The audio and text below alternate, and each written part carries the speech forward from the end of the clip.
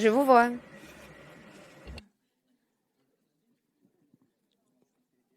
Alors, je vais faire une rapide introduction parce qu'on a déjà tout dit tout à l'heure sur notre association et je pense que la plupart des personnes dans la salle étaient là aussi et je ne vais pas renouveler les différents remerciements, évidemment, à toute notre équipe et à tous nos partenaires, mais sachez que le message est important. Et donc, nous passons à notre seconde table ronde qui sera animée par Matteo Malik, rédacteur en chef du journal Le Grand Continent. Et cette table ronde s'intitule « Penser la Russie libre, quelle feuille de route pour la démocratisation du pays et quel rôle de l'Europe ?» Dans cette table, nous avons l'honneur de recevoir Yelizaveta Sitinska, fondatrice du média The Bell. Nathalie Arnaud, fondatrice de Free Russia Foundation.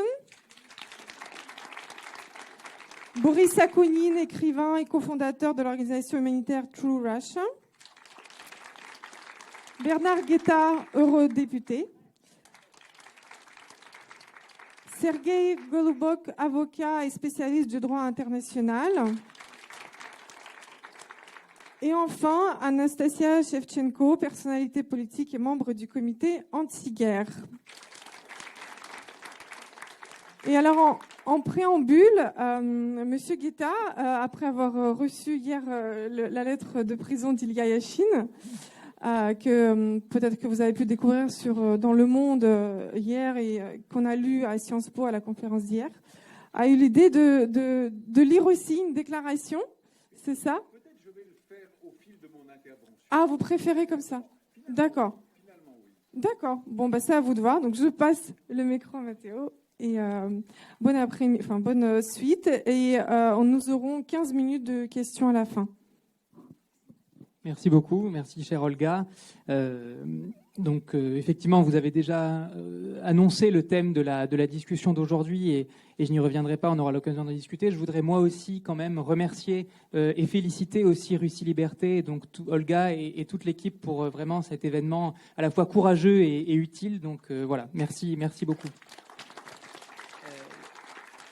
Et je dis ça, vous voyez que j'ai un casque, donc je suis parmi les rares personnes ici qui ne sont pas russophones, mais qui considèrent que c'est très important, et avec la revue que je représente aussi, Le Grand Continent, de faire entendre des voix dissidentes de Russie, de faire entendre toute personne qui essaye de structurer un discours justement sur l'après en Russie. Donc je suis vraiment très, très honoré d'être ici. Au fond, je pense que la question les deux questions en réalité, puisque c'est une question double, c'est à la fois le futur, quel futur pour une Russie libre, quelle Russie libre, et que peut faire l'Europe. Le cadre a déjà très bien été posé. Il me revient la lourde tâche presque impossible en réalité d'essayer de modérer cette table ronde avec des intervenants aussi intéressants dans un temps qui est très réduit, avec un programme qui est très ambitieux. Donc je vais essayer de le faire en laissant à la fin un temps pour aussi des réactions du public. Mais donc sans plus attendre, peut-être en commençant par vous, Bernard Guetta, avec, au fond, ces deux questions. Donc, vous êtes eurodéputé, vous avez été présenté. J'ajouterais que peut-être la Russie est quand même un fil rouge dans toute votre carrière. D'abord, en tant que journaliste, vous avez pu suivre la perestroïka directement en Russie. Et encore aujourd'hui, dans vos activités, notamment au sein de la Commission pour les droits de l'homme au Parlement européen, mais pas uniquement. Peut-être, voilà, ces deux questions. Quelle feuille de route, alors, pour une Russie libre ? Et particulièrement à vous aussi, que peut faire l'Europe, que fait l'Europe ? Ça marche ou pas ? Parfait. La première diaspora russe, celle d'après la révolution, ou le coup d'État d'octobre 17, ne se posait pas ou se posait très peu la question de penser la Russie libre. Pourquoi était-ce le cas ? Parce que le communisme était une foi partagée par des centaines de millions de personnes à travers le monde, que ce régime s'était enraciné dans cette foi, solidifié dans cette foi, quelle que soit l'abomination du régime stalinien, et qu'évidemment, cette religion a duré. Pour vous, la situation est totalement différente. Le poutinisme ne durera pas 70 ans, évidemment pas. Le poutinisme est tout sauf une foi partagée, même par des dizaines de milliers de personnes à travers le monde. Qui aujourd'hui se définirait comme poutinien en Amérique latine, en Afrique ou en Europe? Oh, même pas M. Orban. Et pourtant. Donc oui, vous avez à penser la Russie libre, mais vous aurez, pour beaucoup d'entre vous, à gouverner une Russie libre, ou en tout cas à participer à la reconstruction de la Russie libre. Cela signifie, et peut-être que je vais être un peu brutal, et je vous demande pardon d'avance, ça signifie que vous devez vous atteler, plus rapidement que vous ne le faites, à penser ce que peut être la Russie de la liberté, à ce que peut être la Russie de l'après-Poutine. Ça signifie, deuxièmement, que vous avez à proposer à vos concitoyens russes, à vos concitoyens de la Fédération de Russie, puisque tous ne sont pas russes, vous avez à leur proposer des idées multiples, évidemment, parce que vous ne serez pas tous d'accord. Et ça n'est pas un mal, ça n'est pas une catastrophe. Non, il faut proposer à une société libre et pluraliste des idées différentes. Un programme. Il vous faut commencer à réfléchir publiquement dans des séminaires ouverts à la presse russe d'opposition, en exil évidemment, mais pas seulement à elle d'ailleurs. Il vous faut commencer à réfléchir à ce que devrait être dans la Russie de demain l'enseignement, le système de santé, à ce que devrait être les relations de la Fédération de Russie avec l'Union européenne, avec la Chine, avec le reste du monde. Vous devez commencer à penser à ce que pourrait être l'équité économique et sociale dans votre pays, qui en est si dramatiquement dépourvue depuis tellement de décennies, et tout particulièrement, ajouterais-je, depuis 20 ans. Ouvrez le débat. Vous ne pouvez pas vous contenter de vous proposer à vos concitoyens de la Fédération de Russie l'objectif de la victoire de l'Ukraine. Oui, vous la souhaitez, mais moi d'abord, si j'étais russe, un opposant russe en exil, plutôt que de dire la victoire de l'Ukraine, je dirais le retour de l'Ukraine à ses frontières internationalement reconnues. Vous ne pouvez pas vous contenter donc de souhaiter et de travailler le plus activement possible à la fin de cette guerre et à la défaite de Poutine. Vous devez proposer des choses positives à vos concitoyens. Et en leur proposant ces choses positives et en montrant ce qu'est un débat démocratique et un échange d'idées, voire une confrontation d'idées, vous devez, comment choisir le mot pour qu'il ne soit pas un peu désagréable, et il ne doit pas l'être. Vous devez, écoutez, la Russie, en quelques siècles d'absolutisme, presque un siècle de communisme, une décennie d'alcoolisme, je veux dire par là une décennie de Yeltsin, et le pouvoir poutinien a guère été habitué, pour ne pas dire pas du tout, au débat et à la culture politique. Mais ce débat et cette culture politique, vous devez aujourd'hui en montrer l'exemple, montrer ce qu'ils sont. Alors, mon premier conseil que je vous donne comme ami de la Russie, je suis profondément attaché à votre pays, pour 1000 raisons. Pour une raison très simple, c'est que j'ai commencé ma vie de journaliste au début des années 70 en défendant par la plume, avec une certaine frénésie, les dissidents non seulement de la fédération, de l'URSS à l'époque, mais aussi d'Europe centrale. Mais je vous donne aussi un conseil, comme député européen, en vous disant « aidez-nous à vous aider ». Aidez-nous à vous aider. Parce que nous pourrons, Kubilius, Lagodinsky, Timošević et moi et quelques autres, vous aider d'autant mieux que vous existerez politiquement. Que vous existerez politiquement. Devenez une force politique. Devenez, je ne dirais pas un gouvernement en exil ou des choses dans ce genre-là, mais devenez l'autre Russie, réellement, et pas seulement par la condamnation morale de la guerre. Existez. Et pour exister, ben oui, il y a cette nécessité pour vous de devenir une vraie force politique. Il y a aussi une nécessité de vous faire représenter. Il y a dans la Russie en exil, dans la Russie démocratique en exil, des personnalités, beaucoup de personnalités incontestables, incontestées et connues dans toutes les capitales de l'Union européenne et à Washington.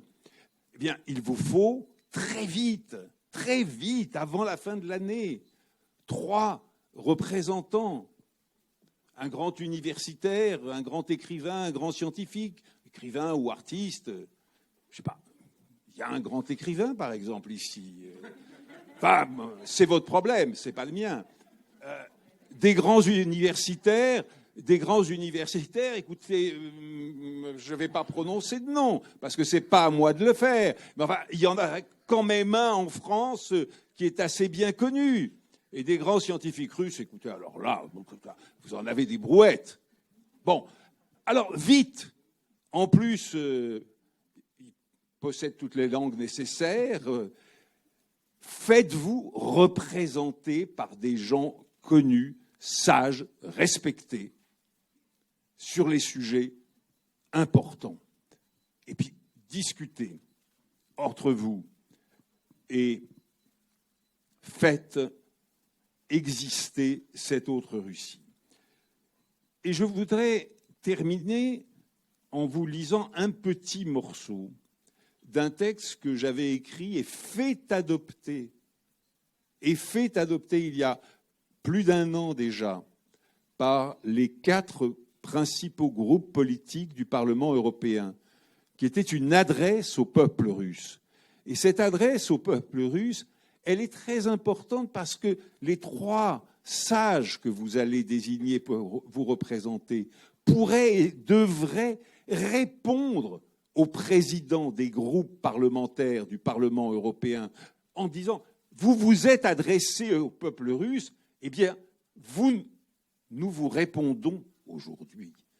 Instaurez un dialogue et faites-vous reconnaître en instaurant ce dialogue. » Et dans cette adresse, nous vous disions, toutes générations confondues, de Dublin à Vladivostok, nous sommes tous européens parce que nos histoires sont mêlées depuis toujours et que Tolstoï et Dostoïevski, Tchekhov et Bulgakov, vos auteurs, appartiennent à notre patrimoine commun, à ce panthéon de la littérature mondiale où ils trônent parmi Shakespeare, Hugo, Shevchenko, Goethe, Cervantes, Kafka et Mickiewicz. Européens, nous le sommes tous, car vous et nous puisons notre culture commune, dans la philosophie grecque, le droit romain, l'Ancien et le Nouveau Testament, les Lumières et la démocratie d'Athènes et de Rome, réinventées par les révolutions britanniques et françaises. Alors oui, faisons ensemble que ces heures sombres s'achèvent sans délai et travaillons au jour où votre fédération et notre union, avec ses membres actuels et futurs, je répète, avec ses membres actuels et futurs, trouveront les voies d'une entente et d'une coopération si nécessaires à l'Europe et au monde. Œuvrons-y, car il n'y a rien là d'impossible, tant vous et nous, chers amis et citoyens de la Fédération de Russie, refusons la guerre et voulons la paix.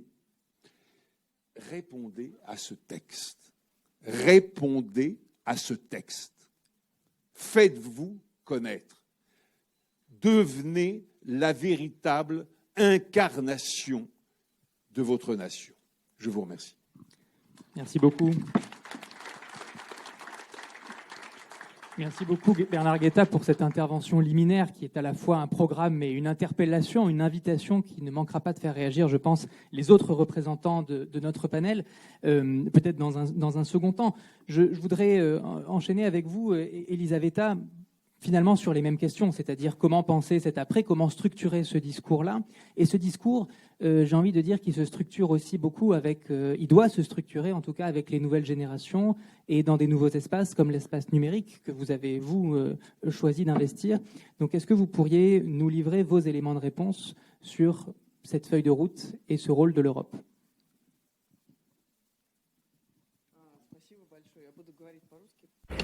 Merci beaucoup. Je vais intervenir en russe, puisqu'en français, pour le moment, je ne suis pas suffisamment apte.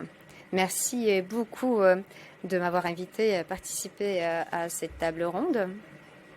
Bien sûr, il n'est pas facile d'intervenir après ce discours flamboyant de messieurs l'eurodéputé,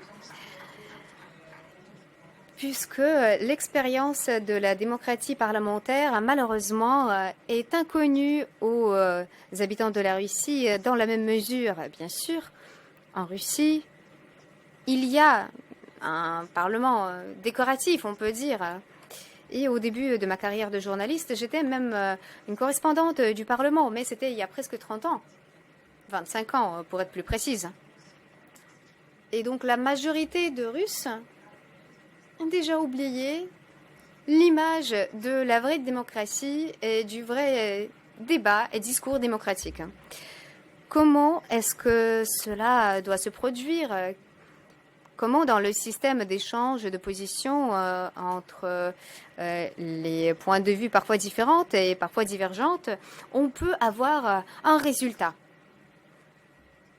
En même temps, je pense que nous avons ici affaire à un événement qui va se produire avec la possibilité, de la probabilité de presque 100%, 95%, je dirais. Il y aura des changements en Russie et ils seront motivés par ce qui se passe à l'intérieur de la Russie au premier lieu. Bien sûr, il peut y avoir des changements qui viennent de l'extérieur et les personnes qui sont en exil se retrouvent au milieu des événements politiques. Mais souvent, plus souvent, nous avons vu en Russie un système de jeu derrière les coulisses, de coups, de changements de pouvoir qui ne sont pas très clairs. Et en regardant tout cela, je pense que tout d'abord, le changement en Russie aura lieu en Russie.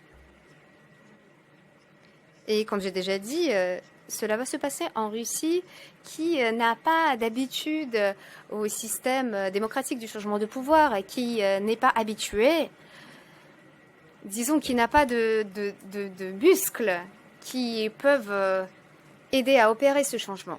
Qu'est-ce que nous avons vu la dernière fois au moment du changement de régime fondamental, au moment de la chute de l'URSS ? Les habitants de notre pays n'avaient pas ces muscles, mais ils avaient un modèle, un exemple. Et presque tous les habitants de l'Union soviétique voulaient que ça soit comme à l'Occident.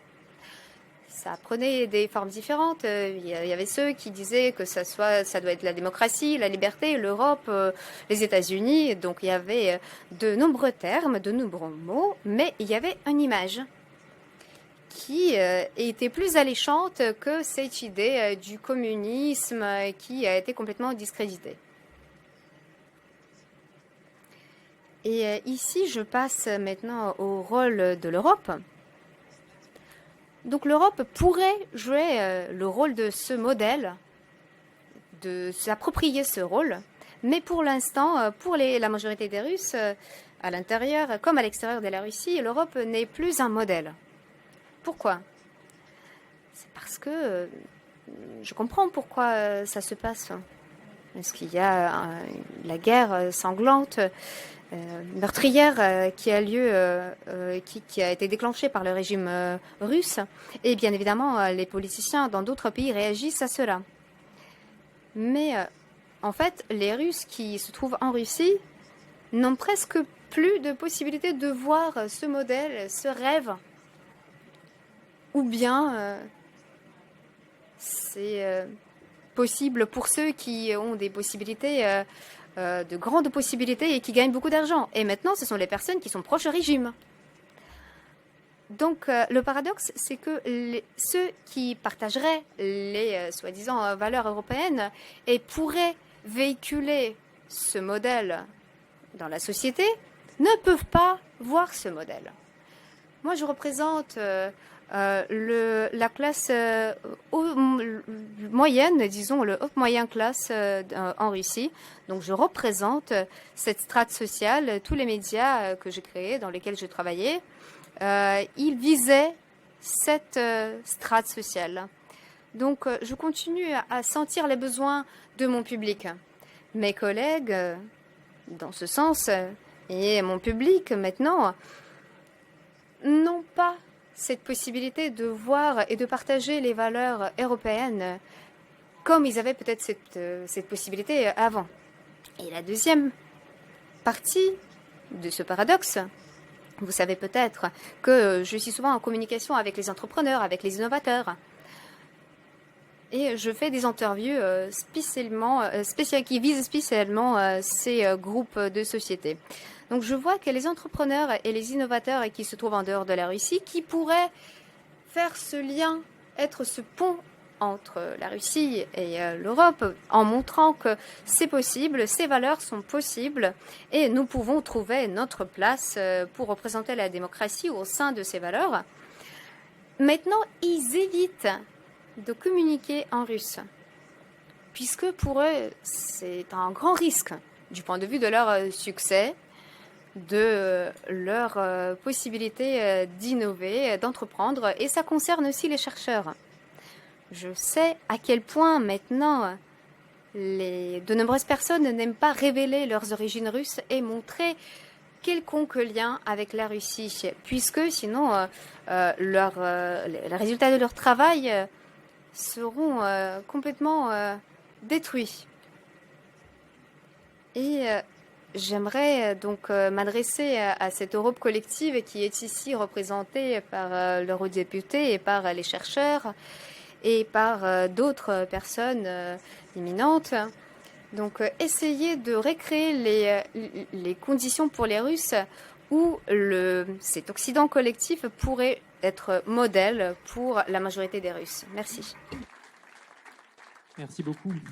Merci beaucoup, Elisabetta, d'avoir introduit cette question vraiment fondamentale du modèle, de la référence à s'approprier, et aussi cette question très, très importante de laisser, pour nous les Européens, de laisser un espace et d'aller même à la rencontre aussi des Russes et des voix russes qui veulent construire justement un après. Alors je vous passe la parole, Sergueï, pour... Voilà, toujours ces mêmes questions de la construction, mais peut-être avec l'angle qui est le vôtre et qui est une bonne transition aussi, je pense, avec la question du modèle, qui est l'angle juridique.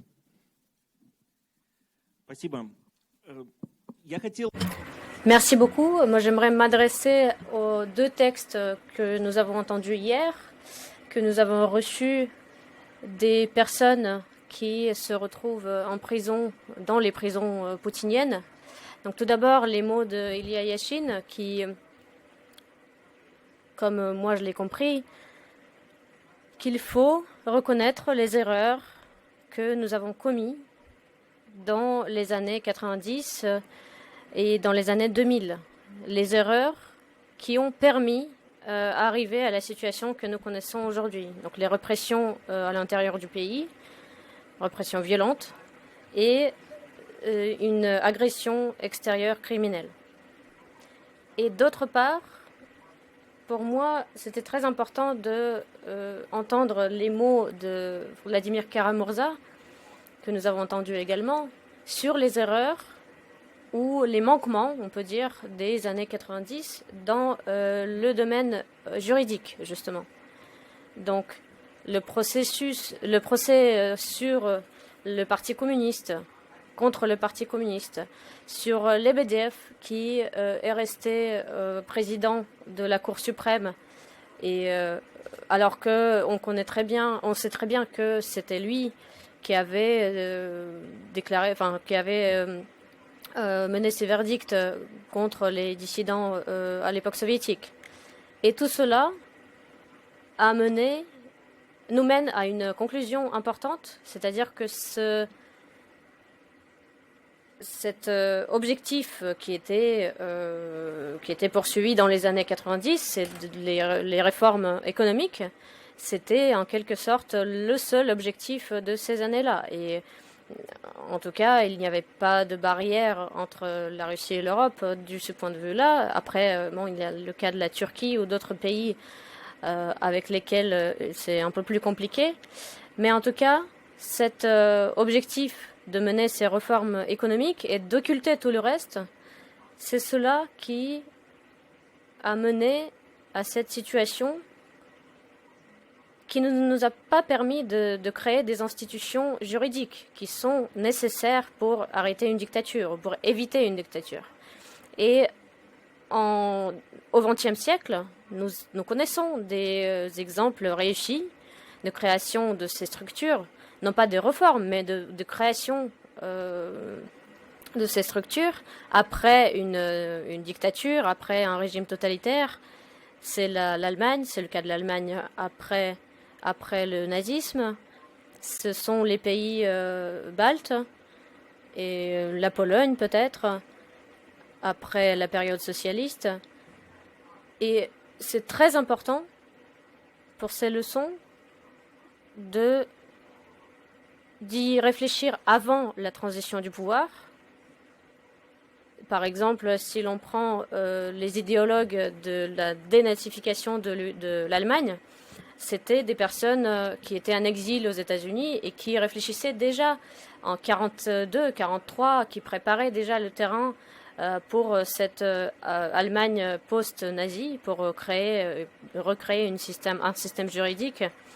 On peut évoquer également Charles de Gaulle, René Cassin ou d'autres qui n'ont pas attendu la victoire sur le nazisme pour travailler, pour réfléchir à l'avenir, qui faisaient partie de la résistance, etc.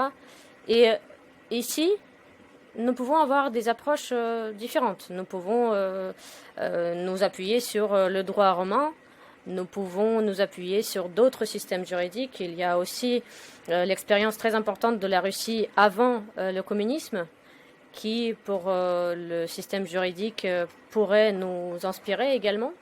Et quand je parle du système juridique, je ne parle pas uniquement des tribunaux, je parle également, par exemple, des prisons. Parce qu'aujourd'hui, on peut les comparer au goulag, et parfois c'est même plus atroce que le goulag d'autrefois.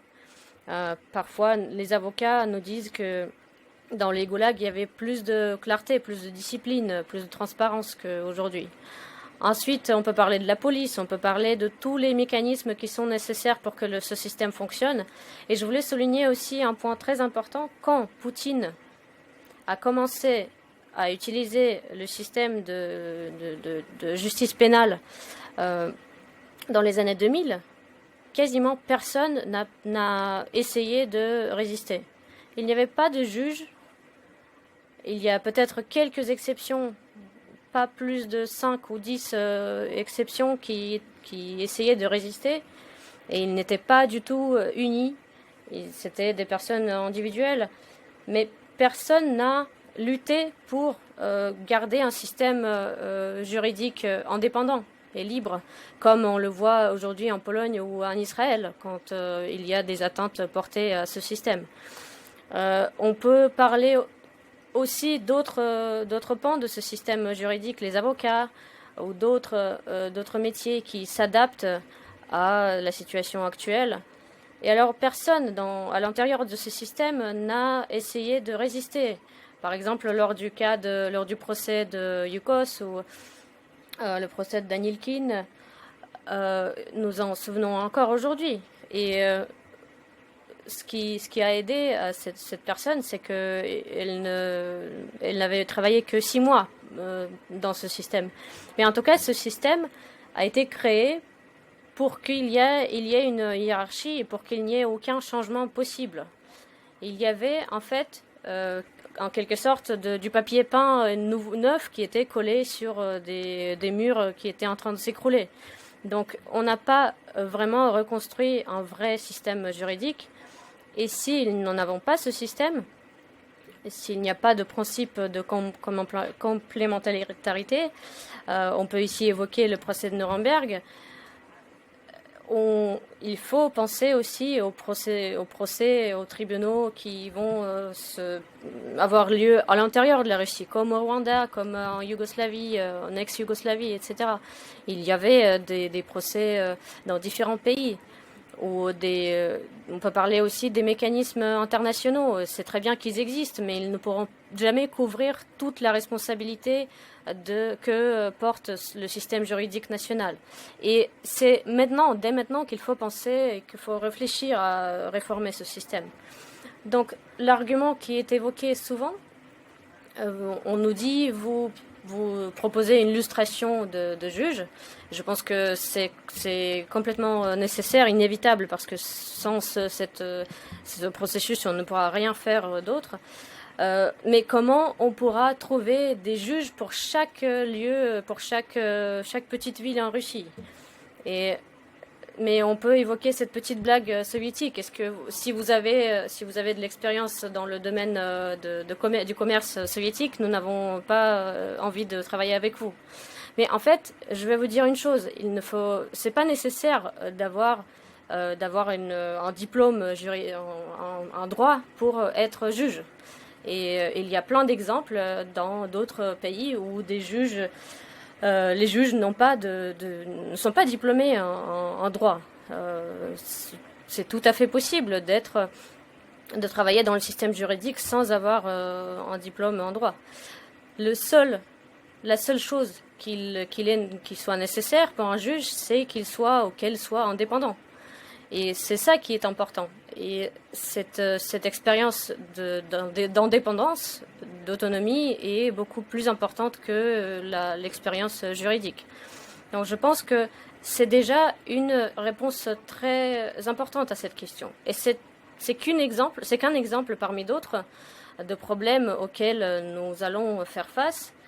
Et on peut parler aussi du système pénitentiaire, de la police, d'autres problématiques. Et ce sont des problèmes que d'autres pays ont déjà résolus. On peut s'appuyer sur cette expérience également. En France, le système pénal en France, par exemple. Et cela confirme l'importance de ce problème.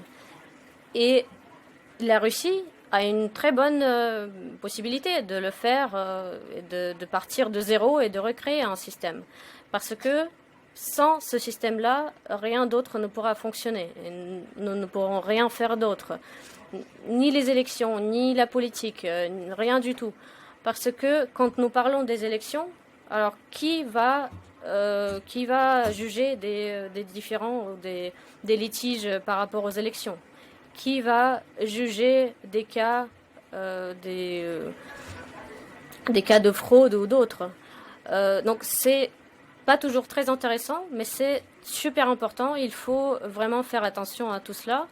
Et aujourd'hui, je pense que le rôle de l'Europe, c'est de pas, sans attendre la transition du pouvoir et le changement de régime en Russie, de déjà commencer cette discussion sur les expériences des pays post-socialistes de l'Europe centrale et orientale. Je pense que cette expérience est très importante pour nous. Et également les expériences de notre pays avant la Révolution. Et moi, je parle toujours de cette juridiction qui existait sur le territoire de la Russie, la région d'Anguermandy, donc dans le nord de la Russie. Je pense que c'est une question effectivement très importante et j'espère que cette conversation continuera avec la participation des experts. On voit effectivement à mesure qu'on entre dans la question de la feuille de route à quel point la complexité en fait de cette feuille de route. Et merci pour votre message qui est à la fois très éclairant et en même temps qui présente des volets optimistes, ce qui est aussi très important. Anastasia Shevchenko, j'aimerais vous passer la parole. Toujours avec cette même question de la feuille de route, peut-être, on a vu le volet juridique, peut-être celui de la société civile, qui là encore est un point d'interrogation pour beaucoup de gens en Europe. Donc, comment effectivement l'articuler et qu'attendez-vous aussi peut-être de cette Europe?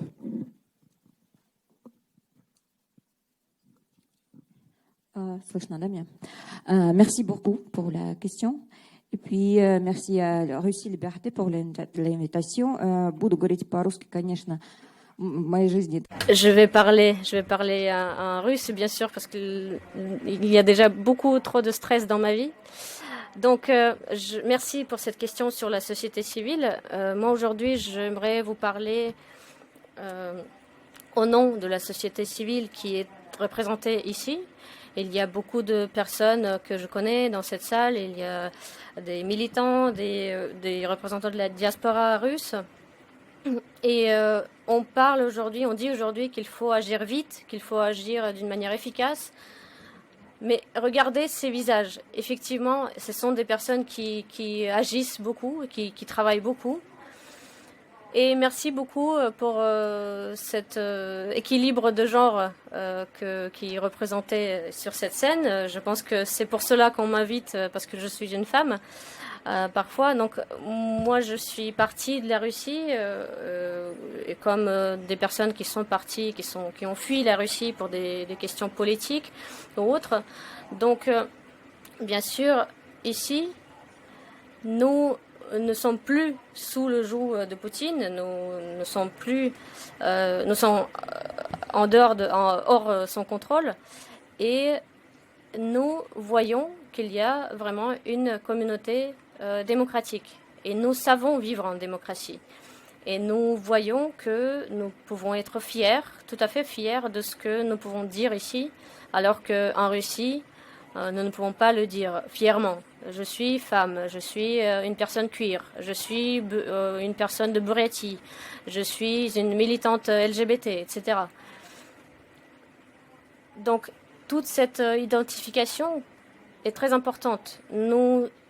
Nous apprenons aujourd'hui à communiquer, à collaborer, à établir de nouveaux liens, comme ici aujourd'hui. Nous parlons sur différents forums et différentes plateformes. Nous menons une contre-propagande sur les réseaux sociaux et cela, on ne peut pas faire à l'intérieur de la Russie. Et donc, bien sûr, je suis très reconnaissante à l'Europe pour cette possibilité de vivre en démocratie. Et nous travaillons effectivement beaucoup, nous faisons beaucoup de choses. J'aimerais remercier ici tous les militants activistes qui organisent des manifestations, qui aident différentes actions. Et je suis fière de vous tous et toutes parce que je sais que c'est une tâche très compliquée. Nous sommes tous heurtés par cette guerre. Nous avons peur, nous avons cette douleur qui est toujours en nous. Nous sommes blessés par ce qui se passe avec nos amis, avec nos connaissances, avec des personnes que nous ne connaissons pas, mais pour lesquelles nous compatissons et qui se retrouvent en prison. Et nous savons qu'il y a des personnes qui restent et qui vont lutter jusqu'au bout. Et nous sommes blessés également par ce manque de notre pays natal qui nous manque. Et malgré tout cela, nous continuons à travailler ensemble, nous aidons l'Ukraine. Il y a plein de projets tels que l'Aube ou Action pour la vie ou d'autres qui aident l'Ukraine. Nous continuons à aider ceux qui restent en Russie. Et aujourd'hui, nous avons ici des représentants des initiatives qui aident des personnes à partir de Russie, de fuir la Russie. Et donc cela nous demande beaucoup de ressources, beaucoup d'efforts. Et en même temps, nous entendons, nous discutons. Parfois, nous ne sommes pas d'accord entre nous. Et M. Guetta, justement, dit qu'il n'y a pas de culture de débat dans notre pays. Effectivement, nous n'avons pas encore cette culture et aujourd'hui, nous apprenons cette culture et cette culture de débat. Et au sein de notre fondation, justement, il y a des débats, des discussions politiques sur le futur possible de notre pays. Et bien sûr, peut-être nous aimerions voir la société civile russe représentée par 3 sages. Mais nous sommes très différents en fait. Et il y a des femmes aussi qui devraient être représentées là. Donc il doit y avoir des personnes de vision très différentes qui doivent être représentées. Et Dieu merci, même aujourd'hui, nous sommes très différents et nous sommes quand même dans la même salle. Donc nous travaillons avec le comité anti-guerre et M. Ponomarev a dit que Khodorkovsky organise cette conférence à Berlin. Mais ce n'est pas seulement Khodorkovsky, c'est moi, c'est M. Gouriev, c'est Katerina Schulman, c'est d'autres personnes, beaucoup d'autres personnes, Dmitry Gulkov et d'autres, qui divergent sur beaucoup de questions. Garry Kasparov. Parfois, nous avons du mal à se mettre d'accord, mais nous invitons tout le monde. Et Lev Ponomarev sera bien sûr présent et je pense que j'aurai l'occasion de débattre avec vous également. Et effectivement, il est très important que nous parlions ensemble de notre perspective après les élections, lors des élections présidentielles à venir. Et je pense qu'il faut vraiment élargir cette coalition et faire en sorte qu'elle soit la plus large possible. En ce qui concerne la démocratie en Russie, je pense que si nous arrivons à construire une communauté démocratique en dehors de la Russie, nous serons tout à fait capables de la construire en Russie même. Parce que je pense que nous pouvons reproduire tout cela dans notre pays, quand il n'y aura pas de terreur et quand ce ne sera plus dangereux de le faire en Russie. Et bien sûr, l'Europe est un exemple très important. À Paris, on voit partout liberté, égalité, fraternité. Bien sûr, moi, j'ai des questions par rapport à l'égalité, par exemple. Parce que, par exemple, il y a beaucoup de réfugiés et on voit qu'il y a quand même une certaine hiérarchie au sein de ces réfugiés. Il y a des discriminations, par exemple, envers les Russes. Les Russes qui, par exemple, en 2014, déjà s'exprimaient contre la guerre, alors que la France et d'autres pays serraient encore la main au pouvoir russe. Alors pourquoi aujourd'hui nous ne sommes pas assez bons, assez dignes d'être appelés réfugiés? Alors pourquoi ce n'est pas transparent? Je pense que là aussi, vous devriez nous donner un exemple. Aujourd'hui, vous avez évoqué Bereskin. Effectivement, donc lui, les sanctions contre lui ont été levées alors qu'il possède du business pro-pouvoir. Alors pourquoi lui, il a le droit et les Russes anti-guerre ne peuvent pas même entrer avec leur voiture, avec une plaque d'immatriculation russe, d'entrer en Europe? Alors, nous envoyons des demandes à la Commission européenne. C'est très, très lent. La bureaucratie européenne est très lente. Alors, est-ce qu'on pourrait peut-être rendre ce processus un peu plus transparent et plus rapide? Et je pense que cela pourrait aider déjà la communauté, la société russe, la société civile russe en dehors de la Russie.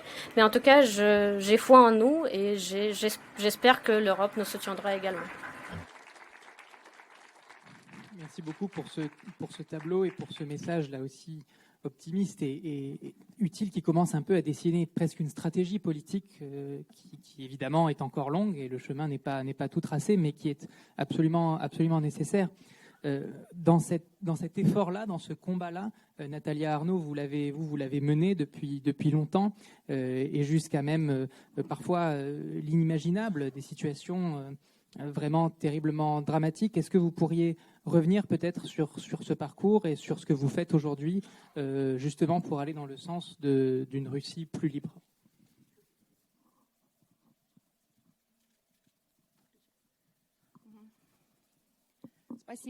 Merci beaucoup.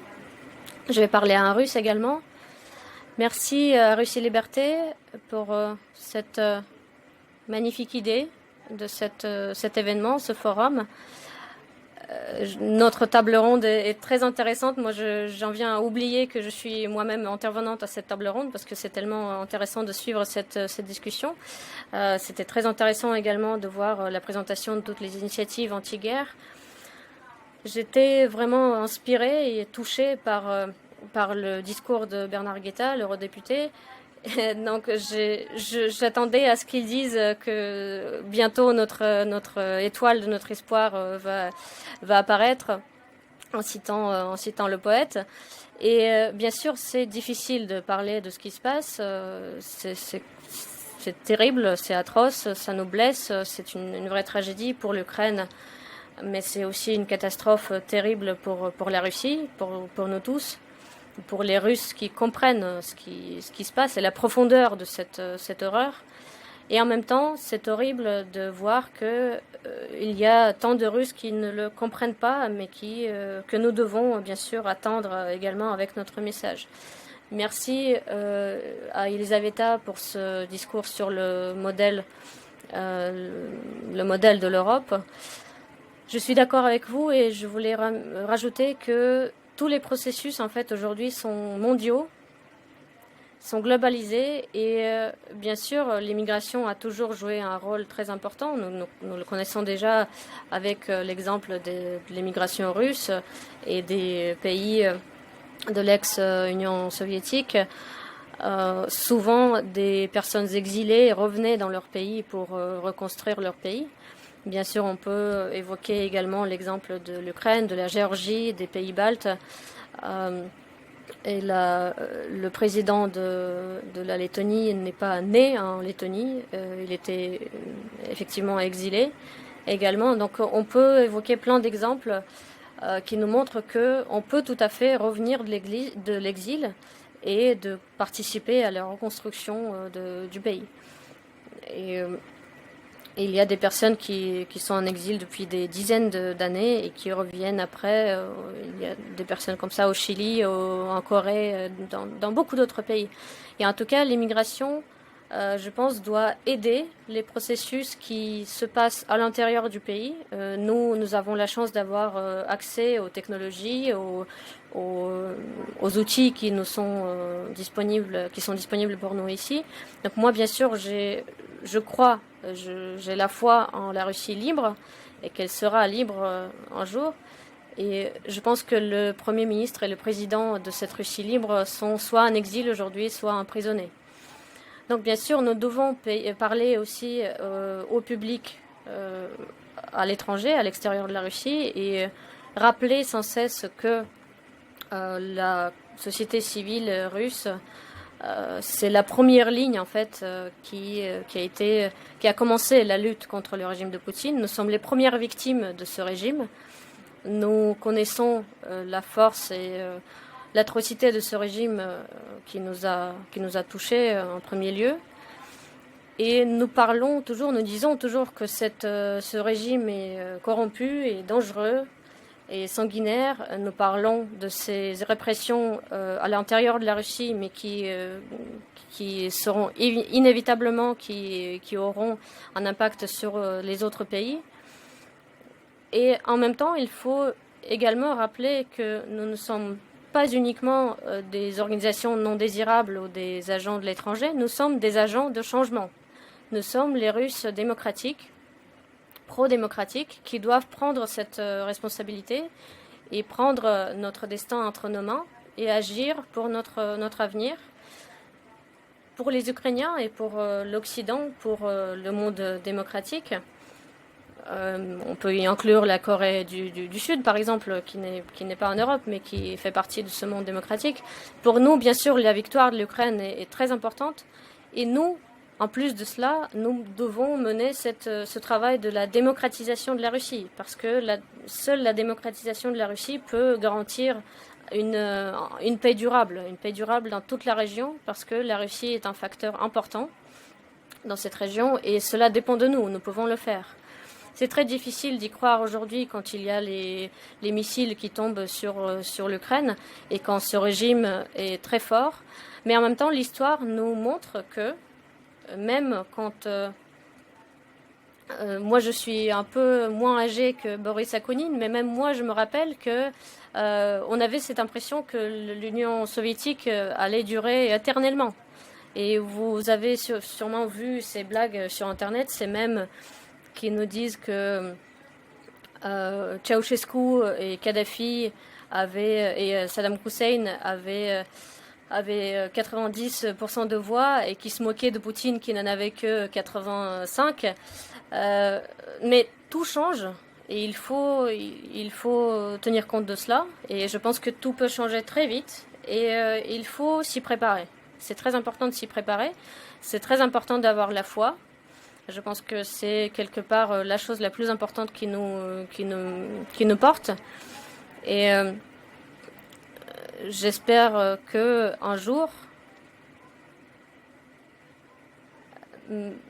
entre ce passé et l'avenir, aujourd'hui, nous pouvons faire beaucoup de choses.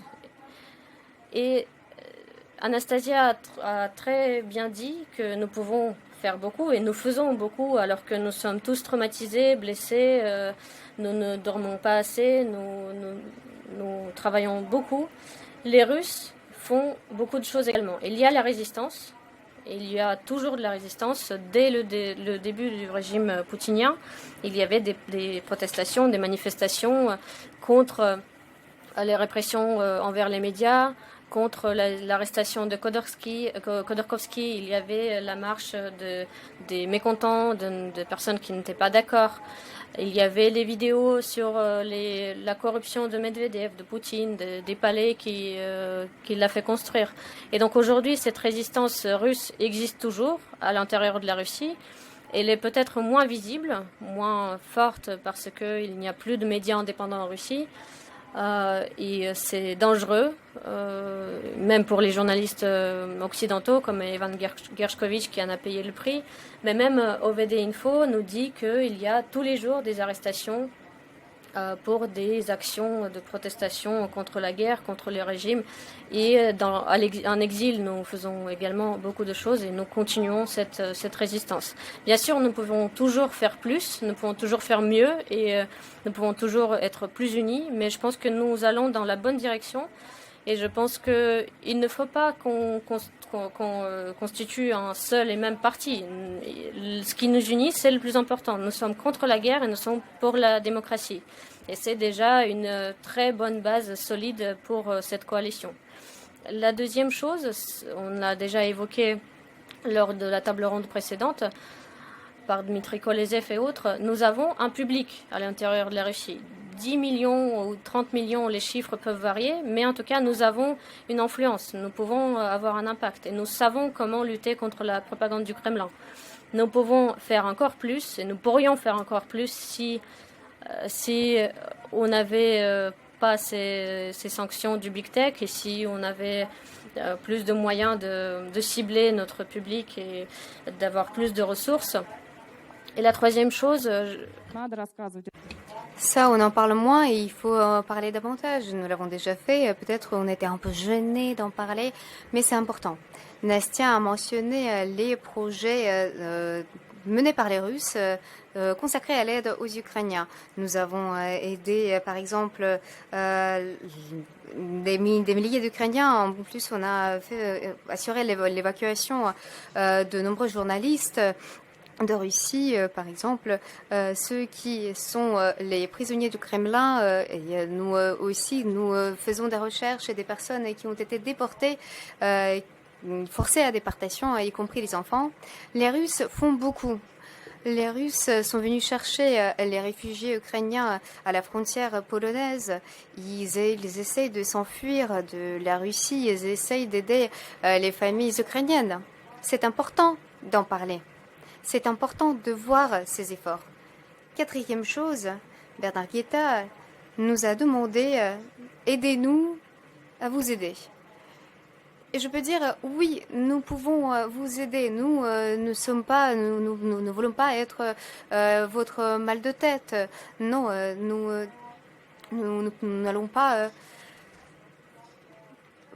vous demander tout le temps des choses, mais nous sommes votre atout que vous pouvez utiliser. Nous connaissons très bien la Russie poutinienne. Nous pouvons montrer quelles sanctions sont efficaces. Nous pouvons expliquer comment le Kremlin contourne ces sanctions. Nous pouvons aussi parler de la propagande. Les Russes qui ont attrapé le Kremlin par la main en montrant ce qui a été fait. Alexandra Gromojapova est une journaliste de Saint-Pétersbourg qui a révélé les fabriques de trolls de Prigojine. Et maintenant, tout le monde sait ce que c'est.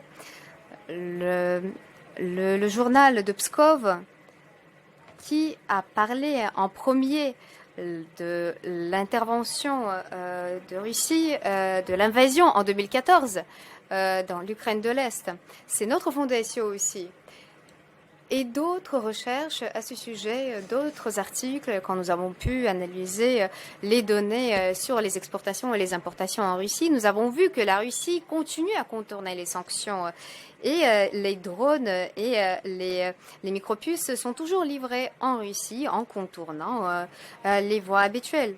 Et nous avons demandé de ne pas fermer les frontières aux militants et aux journalistes russes parce que nous avons besoin de la sécurité. Nous partageons les mêmes valeurs, nous campons sur la même position. C'était une chose, mais quand on pouvait déjà venir avec un rapport et dire, d'accord, vous fermez les frontières aux militants, mais alors fermez les frontières aux micropuces et aux drones également. Ça, c'est une autre chose. Encore une fois, nous savons les répressions de Poutine. Donc, si quelqu'un s'intéresse à nous, nous savons beaucoup de choses. Et bien sûr, on peut arrêter des gens. Donc, nous pouvons s'autofiltrer. Nous pouvons voir ces agents qui s'infiltrent dans notre réseau. Par exemple, dans des organisations citoyennes, ce ne sont pas les agents du gouvernement. Bien sûr, oui, j'ai entendu parler des journalistes, par exemple, qui étaient en fait des agents. Mais il faut se faire confiance, mais aussi être sûr du fait que nous avons de la valeur, que nous pouvons faire beaucoup de choses. Alors, la cinquième chose, ce sont les changements en Russie. Et ça, c'est notre responsabilité. C'est une partie de cette feuille de route dont on parle. Et j'espérais que pour cette conférence, mais nous n'avons pas eu le temps, mais nous allons bientôt publier le rapport sur la transition. Donc, comment est-ce que nous pouvons opérer cette transition, les 100 premiers jours, combien ils doivent se passer. Ça, c'est très important pour la discussion sociale, pour critiquer les idées qui sont exprimées, mais c'est nécessaire pour la feuille de route. Et je termine bientôt mon propos. Tous les membres de cette coalition sont pour la démocratie, sont contre la guerre, et nous sommes tous unis. Nous voulons tous avoir une Russie démocratique, d'avoir une vraie fédération et pas une fédération fictive. Ça ne doit pas se réduire aux statistiques qu'il y a 11 fuseaux horaires et qu'il y a d'autres particularités, tant de régions. Non, nous voulons avoir un système de contrepoint, nous voulons avoir des repères. Ça doit être une feuille de route qui inclut les questions politiques, les questions économiques, le retour des libertés. Il faut parler de cette feuille de route et je ne vais pas m'attarder beaucoup sur ce sujet. Je pense que nous partageons beaucoup de choses. Nous sommes de même opinion sur beaucoup de questions. Et je me souviens quand la chaîne Dost, La pluie a été lancée, Natalia Sindieva, son directrice, a dit que peut-être nous pouvons être pessimistes, mais ça ne va pas nous aider.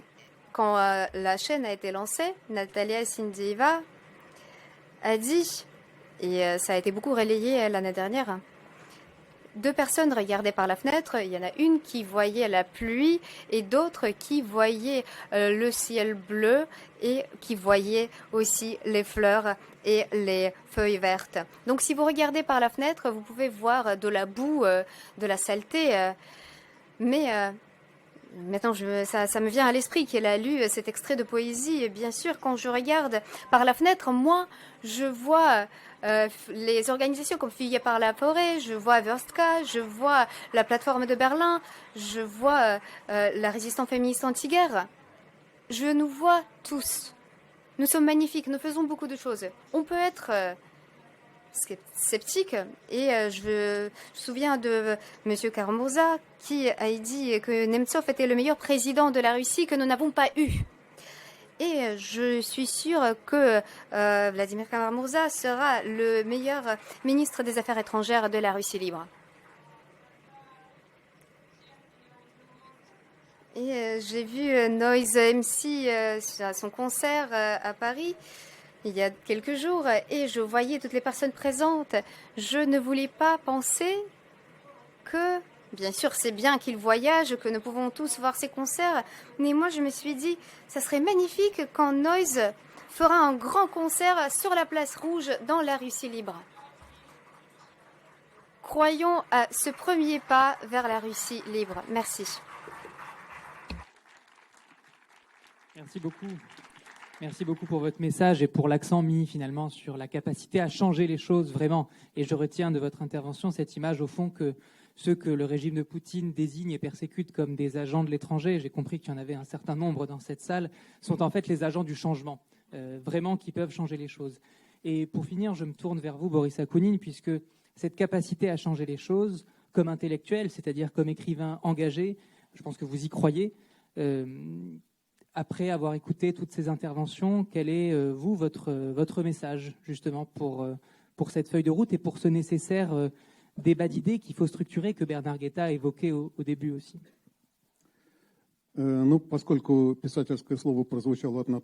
Puisque le mot d'écrivain nous l'avons entendu de Nathalie Arnaud, donc moi je vais parler d'une façon concise. Moi, je vais parler pas de la démocratie en Russie et de cette feuille de route. Je pense qu'il y a 2 questions séparées. La première question, c'est est-il possible de créer la démocratie en Russie?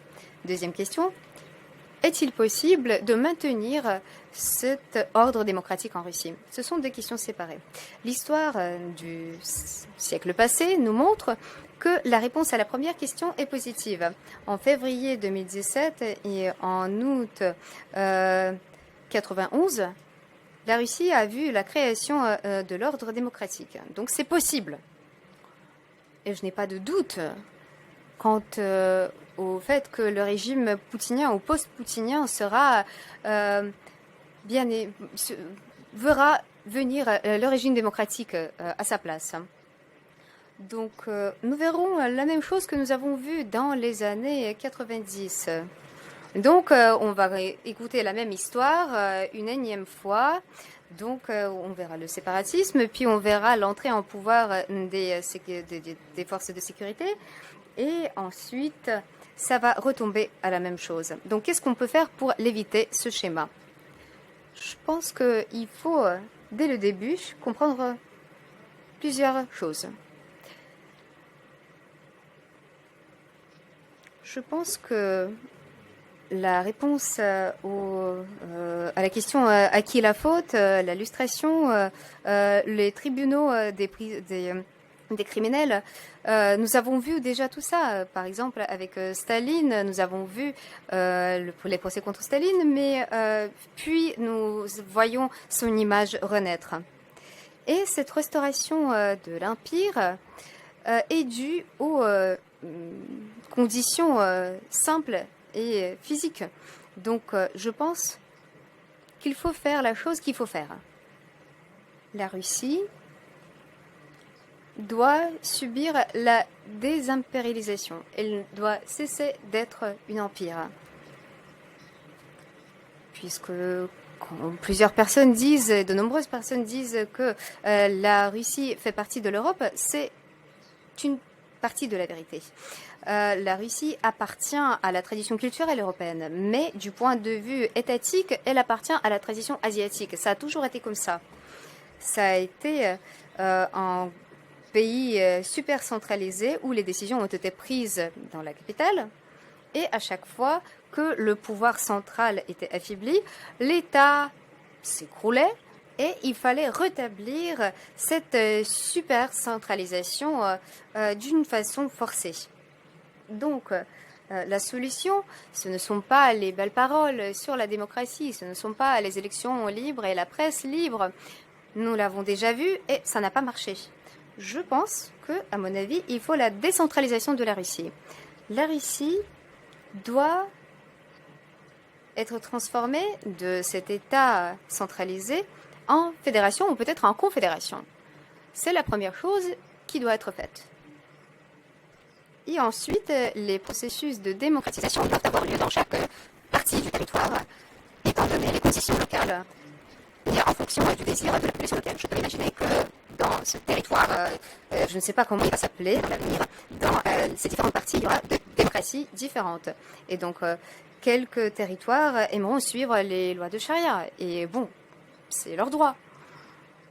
Ce pays, ce grand pays peut exister soit sur le principe de menace et de violence, ou sur les principes des États-Unis de l'Eurasie, où chaque État vit comme il veut vivre, uni par le même intérêt. Par exemple, c'est bénéfique d'avoir des projets en commun, l'économie en commun. Si une partie aimerait quitter ce projet, on le laisse partir. Par exemple, comme Yeltsin a fait en envoyant les troupes en Tchétchénie, il ne faut pas le faire. Ce serait une grave erreur. L'État russe doit passer par cette étape. Avant cela, toute cette histoire sans fin va se répéter et se répéter, ne pas par la mauvaise volonté de quelqu'un, mais parce que notre État est organisé ainsi. Donc la question suivante. En quoi l'Europe pourrait nous aider? Je pense que la Russie peut tout d'abord nous aider en cessant d'aider la consolidation du peuple russe autour de Poutine. Lisa Ossetinsskaya a complètement raison. Après les changements en Russie, ces changements, nous les verrons dès l'intérieur. Personne ne peut détruire et démolir ce régime à part les Russes. Et les troupes ukrainiennes ne peuvent pas aller prendre les parties de Moscou. Ils vont aller jusqu'à la frontière et ils vont s'arrêter. Donc, la faiblesse de Poutine, c'est le soutien de son peuple. Et qu'est-ce que fait la politique en Europe? Ils aident à la propagande. Parce que la lutte de l'Europe, je pense, doit viser le régime de Poutine et pas le peuple russe. Et ça doit être un message clair et net. Il faut dire tout le temps que nous comprenons que vous êtes capturé par une bande de criminels et il faut lutter pour votre liberté et la nôtre.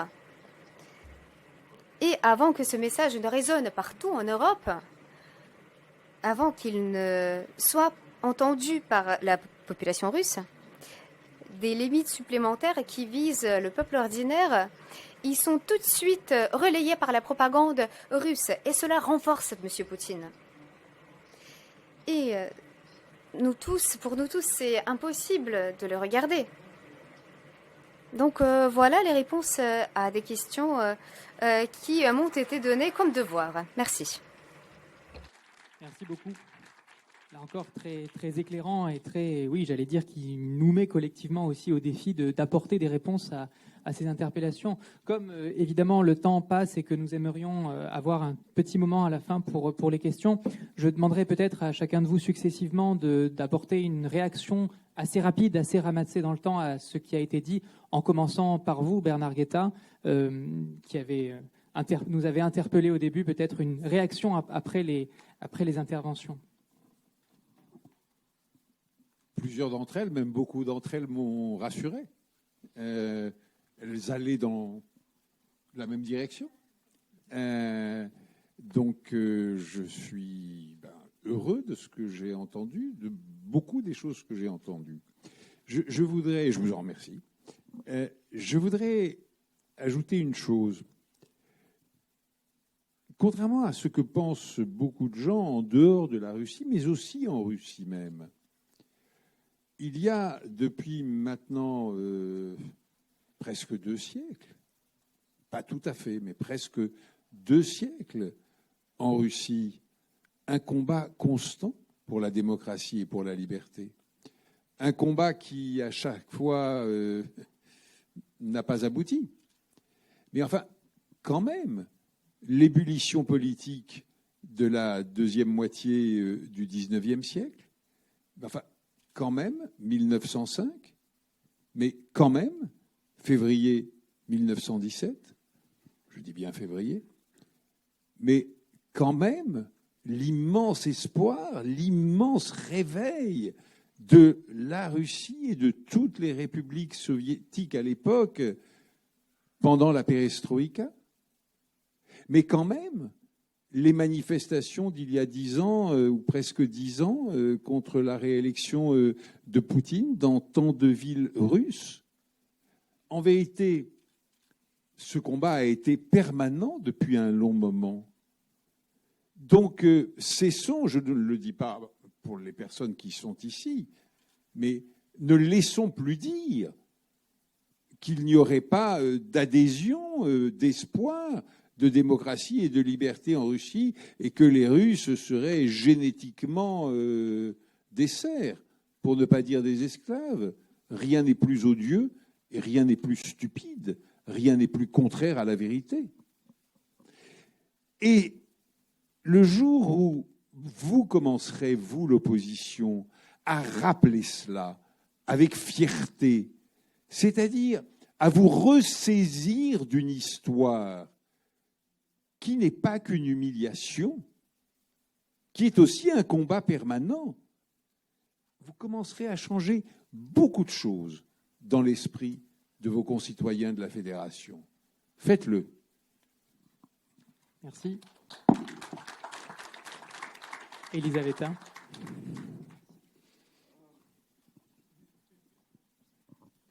Bon, je pense que toute notre discussion qui a lieu maintenant souligne et donne cette possibilité de regarder à travers la fenêtre et de voir la bonne chose. Donc, quand il n'y a pas 2 personnes et pas 3 personnes qui regardent par la fenêtre, je pense qu'ici, nous sommes quelques centaines dans cette salle.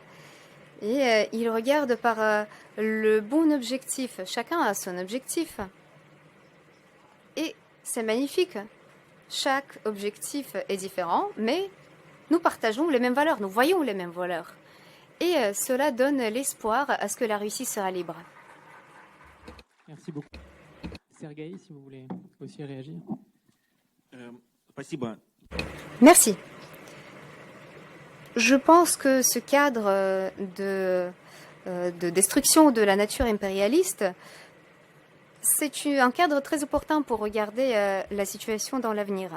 Donc si on parle des changements importants dans d'autres pays européens, lors d'une dernière centaine d'années, de nombreux changements ont été faits dans le cadre de la démilitarisation. Ce n'est pas uniquement au Royaume-Uni, en France, mais aussi aux Pays-Bas.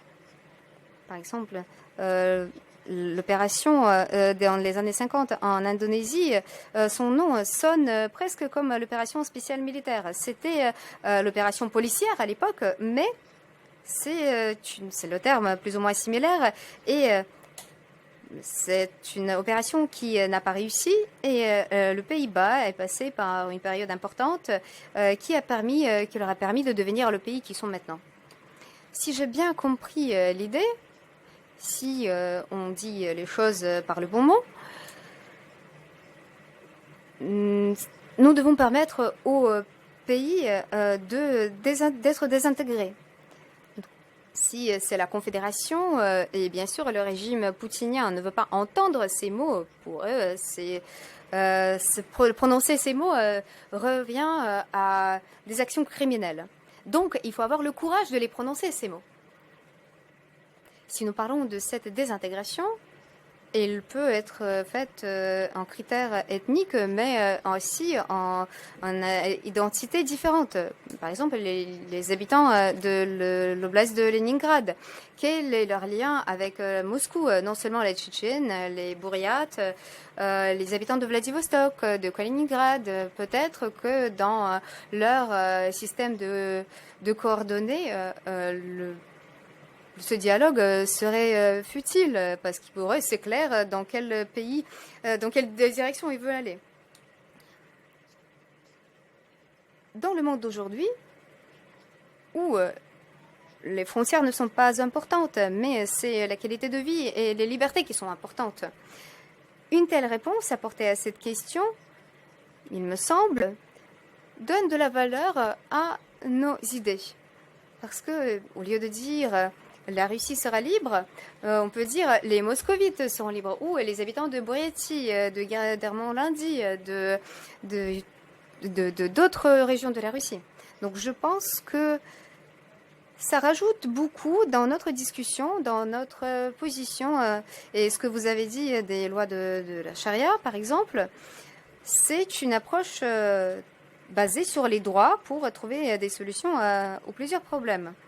Dans le monde d'aujourd'hui, la loi de charia est utilisée dans certains pays de l'ONU, par exemple, dans d'autres forums. Et donc je pense que cette position post-impérialiste, c'est un souffle du vent frais qui permet d'apporter de nouvelles choses dans cette discussion. Et je pense que c'est la nécessité à laquelle il faut faire face. Parce que les empires tombent. Bien sûr, ça dépend des conditions historiques, mais ce vecteur, cette direction est toujours la même. Quand l'opération policière spéciale a été commencée par les Pays-Bas en Indonésie, c'était là, à ce moment du début de cette opération, qu'ils ont perdu. Donc, ce cadre post-impérialiste, l'opération spéciale de Poutine en Ukraine, c'est son témoignage du fait que le régime est prêt à tomber. Et je pense que c'est un très bon cadre et c'est bien qu'il soit mentionné dans notre discours. Et ça rajoute beaucoup à notre vision de l'avenir. Merci.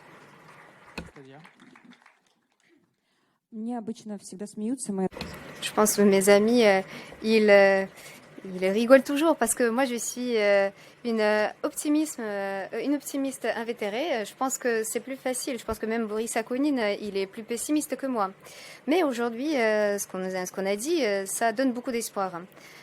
Dans le cadre d'un projet, moi, mes amis et moi, nous écrivons des lettres à 300 prisonniers politiques et souvent, tous les jours, nous avons des réponses. Et j'aimerais dire que les prisonniers politiques en Russie, ce sont les personnes les plus optimistes au monde. Ils se sentent absolument libres parce qu'ils savent qu'ils n'ont rien à perdre. Donc ils peuvent montrer le doigt d'honneur aux juges, ils n'ont rien à perdre.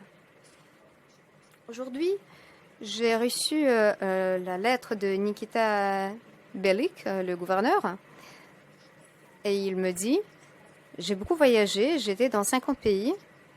Si j'avais le choix, où je pouvais choisir un pays où vivre, je pourrais choisir les pays baltes, les pays baltiques, ou la Suède, parce que je n'aime pas le climat chaud.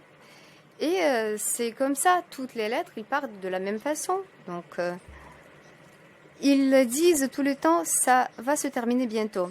Il y a ceux qui disent que ça se termine ce printemps. Il y a ceux qui pensent que ça vient l'année prochaine. Mais pour qu'il soit libre, pour que cette guerre atroce soit finie, il faut regarder dans la même fenêtre et prendre la même route et faire quelque chose ensemble. Natalia. Merci. Oui, ça m'a stressé d'être dans de la même discussion avec Boris Akounine, tout d'abord parce que c'est Boris Akounine, et j'avais un peu peur de son, pas pessimisme, mais son réalisme. Donc Nastia et moi, nous sommes très optimistes, mais cela nous aide à lutter tous les jours et de nous lever et de faire plein de choses. Je suis d'accord avec M. Akounine. Beaucoup de choses sont faites pour renforcer le régime poutinien. Et les sanctions doivent être plus nombreuses, mais la réalisation de ces sanctions, donc il y a une possibilité qui ferme, mais autre qui s'ouvre. Donc c'est ce discours qui est consacré à notre culpabilité collective, au fait qu'on annule du cancelling, si on peut dire ça, des Russes. Quand il y a une différence entre le régime poutinien et le peuple russe et le régime et les démocrates en Russie, si on ne fait pas cette distinction, ça aide beaucoup Poutine, ça aide beaucoup son régime et la propagande. Et c'est très important lors de chaque forum, chaque plateforme, dire s'il vous plaît, ne nous jugez pas en se basant sur notre nationalité et notre passeport, mais jugez-nous plutôt en vous basant sur ce qu'on fait, sur nos valeurs, sur ce qu'on véhicule. Les Russes anti-guerre qui sont en exil, oui, nous faisons nos projets, nous nous occupons de nos problèmes. Nous étions choqués.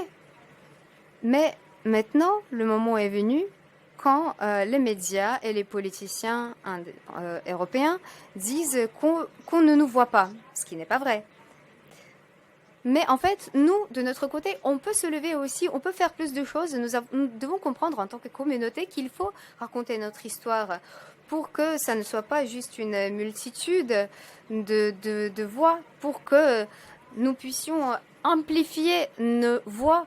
Et en fait, vous êtes notre seul espoir d'avoir un bon scénario positif.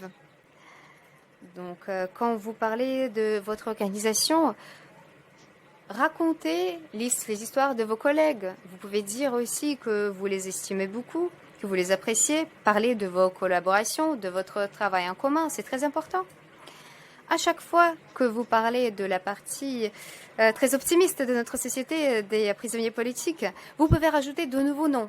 Ce sont des chiffres énormes, mais derrière les statistiques, il y a les tragédies et les histoires personnelles. C'est important de les avoir en tête. Nous connaissons l'histoire d'Alexei Navalny, de Yashin, de Karamurza, de Sacha Skochilenko. Ces personnes, elles sont nombreuses. Et c'est mieux de mentionner chaque fois de nouvelles personnes. Natalia Filonova, j'en ai parlé, c'est une prisonnière de Bouriatie, et moi je viens de Bouriatie aussi, c'est important. Il y a Yashin par exemple, et Yevgenia Karamurza en parle beaucoup, et un activiste de Kalmykie qui a été emprisonné pour la discréditation de l'armée, d'avoir fait les posts sur les réseaux sociaux. Les journalistes européens et les activistes, les militants, les politiciens européens, mais aussi les Russes, nous devons mentionner ce nouveau nom. Ils sont tous importants, ils ont tous fait beaucoup pour que nous puissions sentir et savoir qu'il y a la conscience chez nos concitoyens.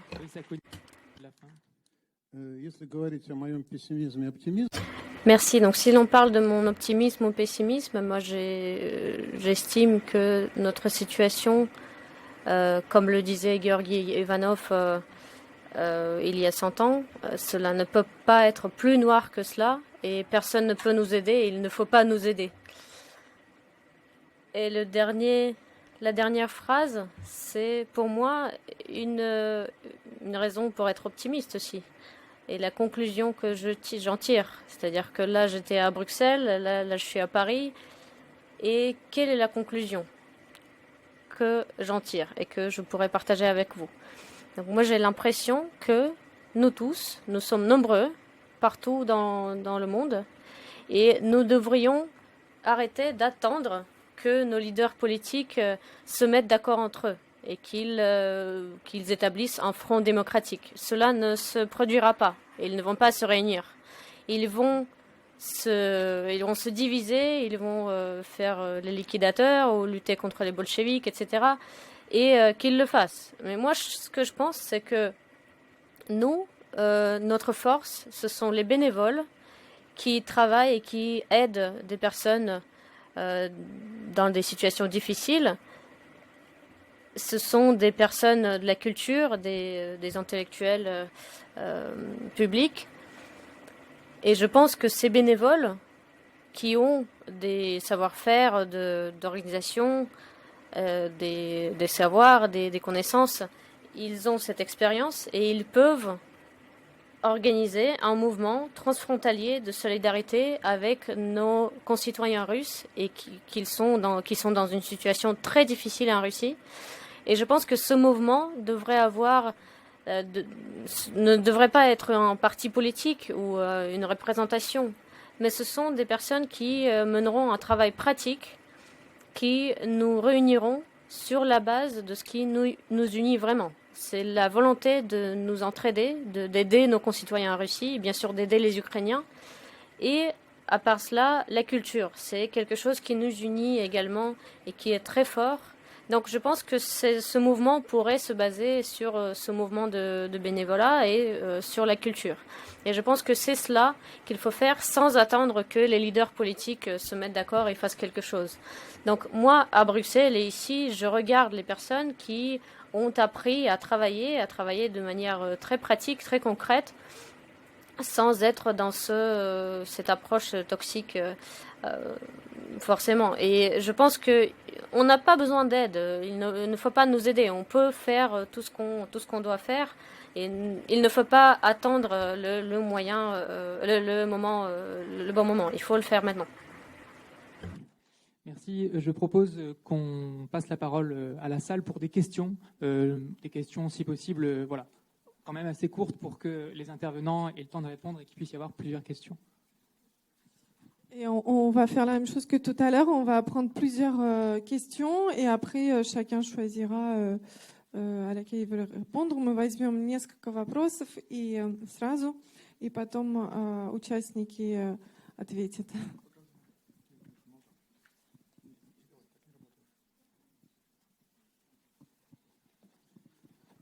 Добрый день, спасибо. Алексей. Merci beaucoup. Moi, je suis exilée politique. J'ai une première remarque. J'ai beaucoup aimé la position de Boris Akounine.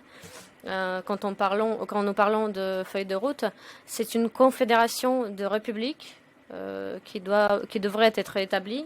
Effectivement, les élections dans un empire du mal mèneront au même résultat, à un empire du mal.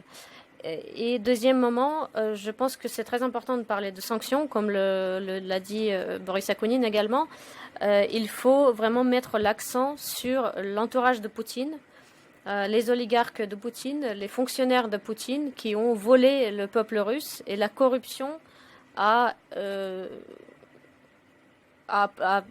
posé des racines même en Europe, et c'est contre cela qu'il faut se battre. Et troisièmement, je pense qu'effectivement, il faut créer un mouvement sur le terrain, un mouvement très large, et c'est cela qui peut porter les valeurs démocratiques. Merci beaucoup à tous et à toutes pour vos interventions. Merci. On reprend encore quelques questions.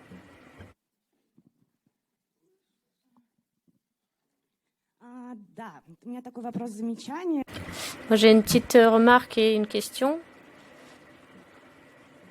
Donc, Boris Akounine, vous avez dit qu'il faut créer des initiatives, des bénévoles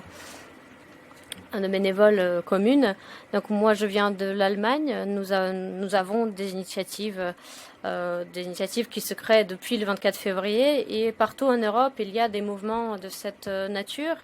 Et c'est très étonnant pour moi d'entendre des personnes qui parlent de la Russie libre d'avenir ne connaissent pas ces mouvements, ne connaissent pas ces initiatives. Et qu'est-ce que je dois tirer comme conclusion de cette rencontre? Parce que là, nous menons des conversations très intéressantes sur l'avenir de la Russie, mais j'ai envie d'entendre des choses plus concrètes. Merci. Encore une question, peut-être? Здравствуйте. Bonjour, je m'appelle Yevgeny, je viens de Zurich. Et c'est une question que je vais adresser à Elisaveta Ossetinskaya. Je suis membre de conseil de deux initiatives. C'est la Russie du futur de la Suisse et un groupe de soutien et d'aide. Et le groupe Avenir, la Russie de l'avenir de la Suisse, en fait, nous nous sommes réunis face aux sanctions contre les prisonniers politiques russes et la persécution d'Alexei Navalny. Et ce sont des personnes que nous pouvons appeler l'élite parce qu'ils ont vraiment des connexions en Russie et dans les cercles de l'élite russe. Donc, comment on pourrait réunir ces personnes ensemble? Comment nous pourrions utiliser ces ressources qu'ils possèdent? Parce que toutes ces personnes-là veulent que la guerre s'arrête et ils veulent que le régime change, mais ce sont des personnes qui n'ont rien en commun. Donc, je pense que vous comprenez très bien de ce que je veux dire et j'espère que vous pourrez répondre.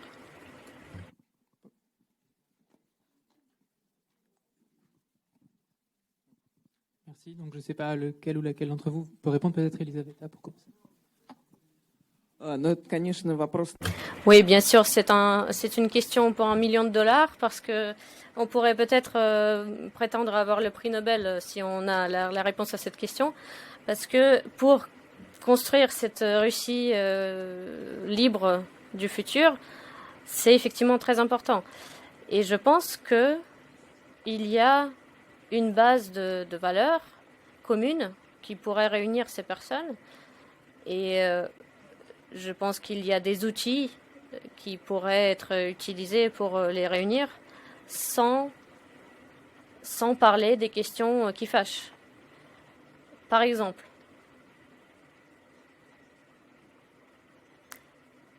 si ce n'est pas quelque chose de politique, mais par exemple une plateforme digitale, numérique, ou par une signature électronique, vous pouvez par exemple voter pour des valeurs et cela vous donne des droits ou des bénéfices. Cela résout par exemple quelques problèmes que vous avez. Et donc je pense que une plateforme comme ça pourrait permettre à ces personnes de résoudre des problèmes dans l'espace digital. Et je pense que c'est une possibilité d'un État numérique, par exemple, d'outils numériques qui pourraient nous permettre de se mettre d'accord sur des questions où on peut se mettre d'accord, sans, encore une fois, toucher des questions qui fâchent et des questions trop complexes. Est-ce que vous me comprenez? Je ne sais pas. Oui. Je pense que ça, c'est pas vraiment une idée réaliste, un État numérique. Donc, en ce qui concerne des propositions concrètes, je pense que c'est très difficile de proposer quelque chose de concret lors d'une intervention de quelques minutes. Où est-ce qu'on peut les entendre alors? Là, par exemple, donc là, on n'a pas le temps pour l'évoquer en détail, mais par exemple, j'imagine ce mouvement sur le principe de confédération d'initiatives qui existent déjà et qui se réunissent sur la base du type d'action qu'ils mènent. Par exemple, les acteurs, les artistes, les représentants du secteur culturel, ou alors celles et ceux qui ont déjà une notoriété, qui ont un public. qui les suit.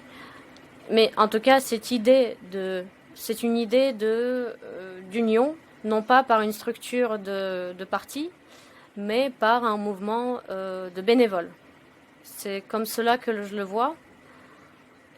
Bon, je vous avoue que cette idée me vient que maintenant, parce que jusque-là, nous avons toujours discuté en termes de partis, de coalitions politiques, etc. Mais là, il faut trouver d'autres solutions, il faut trouver des solutions innovantes. C'est cette idée-là qui me vient maintenant. Remarque sans micro, malheureusement. Oui, je pense que c'est vous qui devez vous réunir sans mon intervention. Moi, je suis représentant d'un autre domaine. Et nous, dans mon domaine, nous allons nous réunir également. Donc je pense qu'il faut nous réunir sur la base de ce que nous savons faire déjà.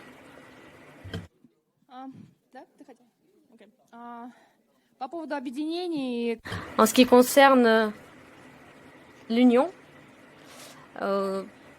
si l'on pense qu'il y aura une flamme qui partira d'une petite étincelle, effectivement, il faut le faire et il faut souffler dans la même direction pour que cette flamme prenne. Et il faut qu'on soit unis par des valeurs communes. Par exemple, si on a des divergences majeures sur, par exemple, les protestations violentes ou non violentes, je pense que ce qui est important de faire pour qu'on vous voie, ici je vois plusieurs fondations qui soutiennent des petites initiatives justement et qui leur donnent plus de visibilité et qui les soutiennent. Notre fondation, la Russie Libre, le fait aussi. Nous avons des programmes de stage, des divers dispositifs qui peuvent vous aider pour que vous puissiez bénéficier de nos ressources. Et nous avons plusieurs programmes. Vous pouvez vous renseigner sur ce que nous pouvons faire pour vous. Et par exemple, récemment, on nous a transmis une map monde où il y avait toutes les initiatives qui étaient marquées sur la carte du monde dans différents pays. Et effectivement, c'est très important de donner plus de visibilité à tout ce qui se fait déjà. Et je pense que oui, il y a beaucoup d'options de choses qu'on peut faire. Et par exemple, quand nous allons sortir ce nouveau papier, ce nouveau document, nous attendons vos réponses, vos réactions. Il faut bien sûr parler de tout ce qu'on fait, de tout ce que les Russes font partout dans le monde, de la lutte contre la propagande, de notre soutien à l'Ukraine. Et le fait que nous soyons une force qui a vraiment une vision commune de l'avenir de la Russie, c'est très important d'en parler.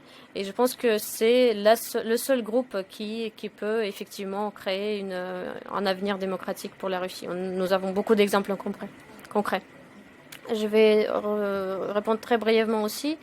Je pense qu'il faut continuer ce travail bénévole. Moi aussi, je suis une de ces bénévoles qui travaille tous les jours. Et il y a déjà beaucoup de plateformes qui réunissent les bénévoles. Peut-être que nous n'avons pas assez de visibilité pour l'instant. Il faut l'amplifier, cette visibilité. Et je pense que si vous représentez les deux groupes, vous avez déjà cette réponse. Vous connaissez déjà ce secret, comment réunir ces deux groupes de personnes.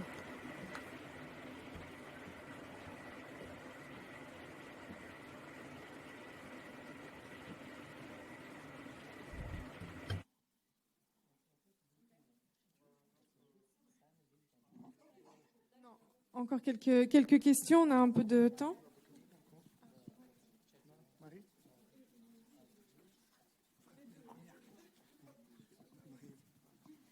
Oui, merci à tous. Et ma question, en fait, porte, alors en tant que Française et présidente de l'association qui soutient cette initiative pour l'Ukraine, pour leur liberté et la nôtre, ma question, elle portait moins sur l'aide que nous pouvons apporter que sur la manière dont nous pouvons nous-mêmes lutter contre nos propres gouvernements, qui sont les meilleurs soutiens de Poutine, quoi qu'ils disent apparemment, puisqu'ils ont tellement peur qu'ils perdent le pouvoir et que du coup la Russie se retrouve sans gouvernail, je me demande comment nous pourrions relayer vos propositions pour justement avoir cette force qui consiste à dire oui, une autre Russie est possible. Voilà. On prend la deuxième question. Bonjour, Marie Mindras. Je voudrais d'abord vous remercier infiniment de votre présence ici et de toute l'intelligence que vous nous avez apportée. Et en particulier, je crois que nous apprécions tous l'accent qui est mis sur la diversité de la Fédération de Russie. C'est très, très important. Je crois qu'un des blocages chez nous, en particulier au sein de, disons, de nos élites politiques, c'est de toujours penser la Russie comme Moscou et Moscou comme Poutine. Voilà. Donc, ce qui m'amène à un petit commentaire et une question. Le premier commentaire est, en dépit de tous les obstacles concrets que nous ont rappelés Boris Akounine et Anastasia Shevchenko, Bernard Guetta a raison. Pas peut-être tout à fait dans la méthode.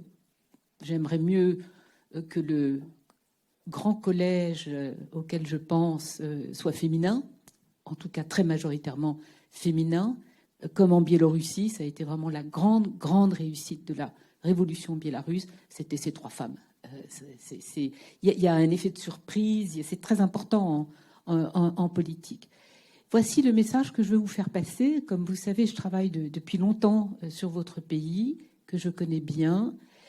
Et je connais bien aussi notre façon de penser ici, en Europe, et pas seulement en France. Vous n'êtes pas l'autre Russie. C'est complètement dépassé, ce type de terme, Bernard. Excuse-moi. Vous êtes la Russie. C'est exactement comme ce qui s'est passé en Biélorussie. Il y a un moment où j'ai expliqué à Svetlana Tsikhanovskaya, quand elle est venue à Paris la première fois, je lui ai dit, Svetlana, il ne faut plus jamais parler de vous-même comme l'opposition. Vous êtes la société biélorusse aujourd'hui. Et elle a compris immédiatement le message.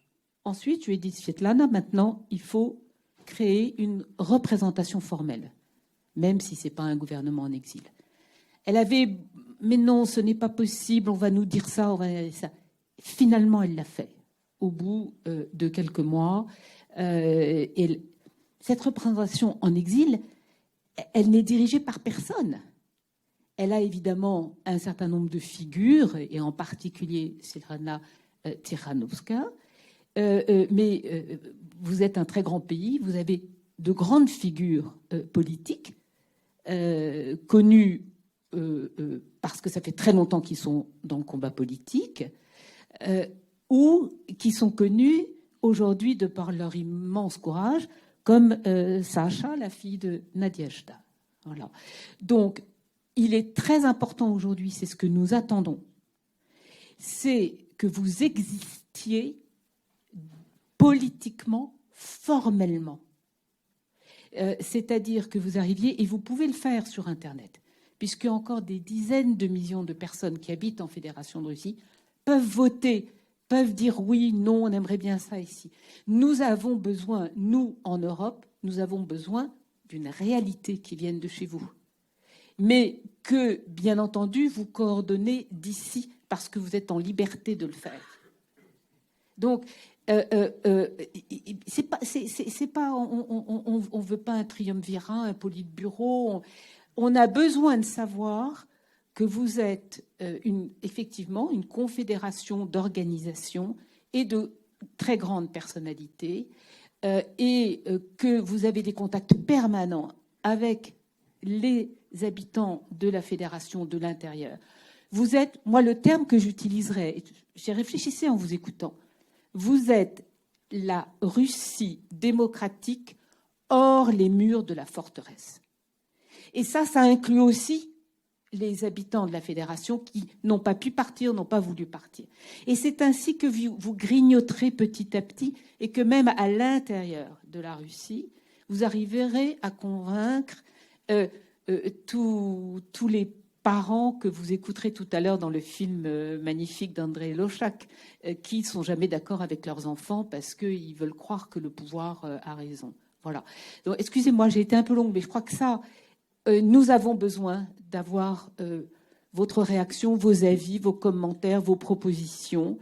Et n'attendez pas, parce que cette guerre, elle dure. Et moi, je sens là ce vide politique du côté russe que remplit avec bonheur la dictature. Vous ne devez pas laisser s'installer le vide parce que la nature a horreur du vide. Et enfin, une question pour vous, je ne sais pas si on aura le temps d'en discuter vraiment, mais peut-être pour notre prochaine rencontre. Moi, je ne parlerai pas de déimpérialisation. Je ne vois rien d'impérial dans ce que fait Poutine depuis 30 ans. Je vois plus de destruction qu'autre chose. Dans tout ce que nous avons discuté, nous avons tourné autour du vrai problème. Le vrai problème de la lustration, ce sont ce que vous appelez les organes. Hein, les Silaviki, les organes, le comité de sécurité, toutes ces organisations qui ne sont d'ailleurs même pas inscrites dans la Constitution de 93. Donc je parlerai plutôt de dédictatisation. Parce que finalement, le diktat poutinien, c'est un diktat qui impose la violence chez vous, en Ukraine et d'une certaine manière indirectement chez nous. Vous avez besoin de vous attaquer à cette violence politique, militaire, psychologique, sociale, etc. Alors ma question, c'est quelle est votre feuille de route pour assurer cette dédictatisation une fois que l'Ukraine sera libérée de l'occupation russe? Merci. Merci Marie et Sylvie. Donc, si on peut répondre aux commentaires. Vous voulez répondre d'abord parce que sinon on n'aura pas de temps peut-être.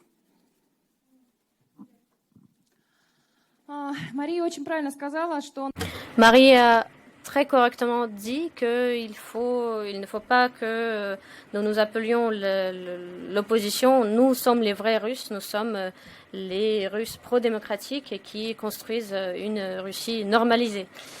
Et c'est très important, effectivement. Et en même temps, je pense que nos partenaires occidentaux, démocratiques, devraient arrêter de penser dans le cadre de ces stéréotypes,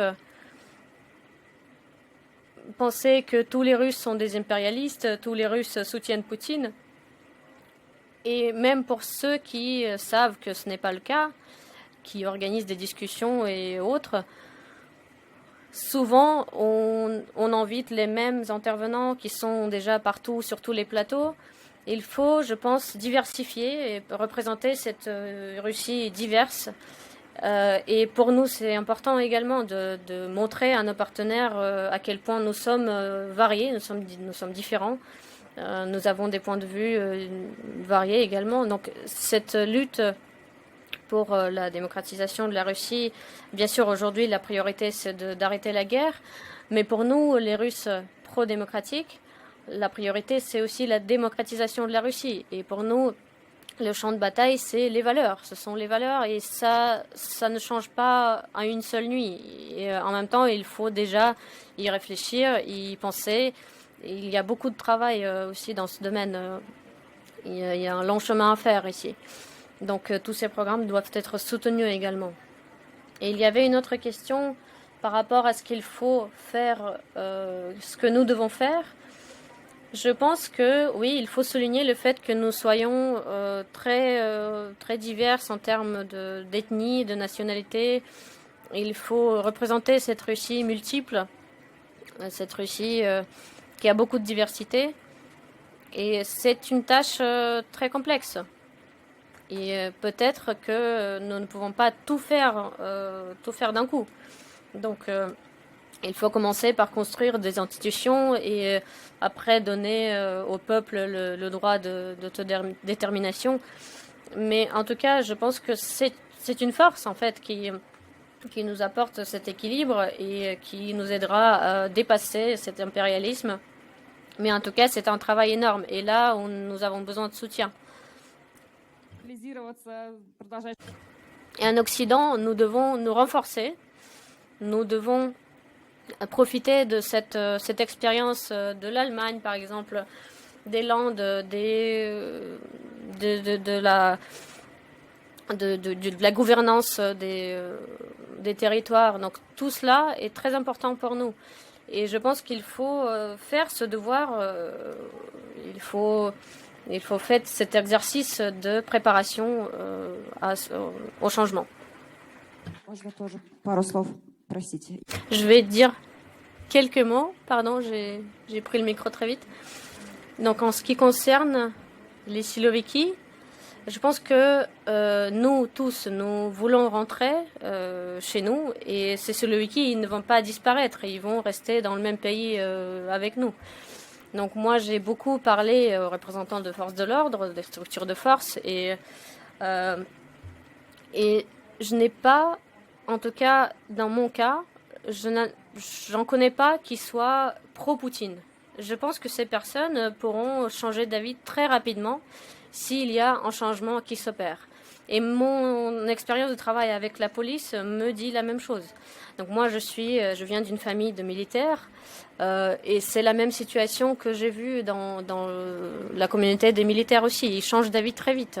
Et je pense que il faut mettre l'accent dans le budget, il ne faut pas mettre l'accent sur les dépenses militaires. Il faut dépenser plus pour la politique intérieure, pour les questions sociales, pour travailler avec notre population, de créer une vie, des conditions de vie meilleures pour la population russe et arrêter de chercher des ennemis antérieurs ou extérieurs. C'est cela qu'il faut mettre c'est sur ces choses-là qu'il faut mettre l'accent.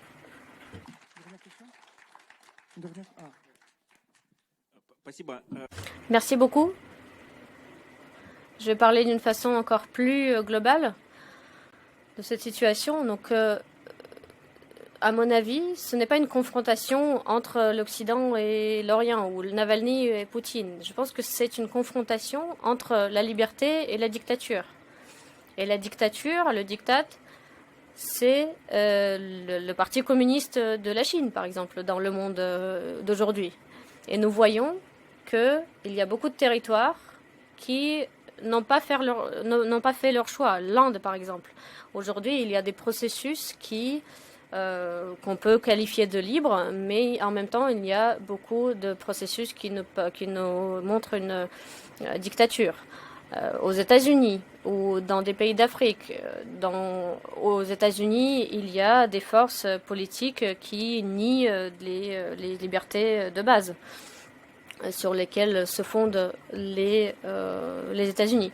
Ensuite, en ce qui concerne l'attitude envers les migrants, c'est une très bonne indice sur ce que représente ce pays, parce que les migrants n'ont pas de représentation, et cela a toujours été le cas.